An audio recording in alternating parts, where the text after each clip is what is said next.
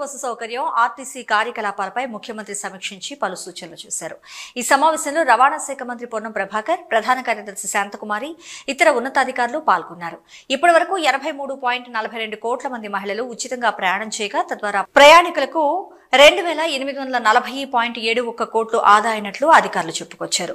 ఆర్టీసీకి చెందిన 7292 బస్సుల్లో మహాలక్ష్మి పథకం వర్తిస్తుండగా ఈ పథకం ప్రారంభమైన తర్వాత వివిధ జిల్లాల నుంచి హైదరాబాద్ లో ఆసుపత్రులకు వస్తున్న మహిళల సంఖ్య పెరిగినట్లు అధికారులు వివరించారు.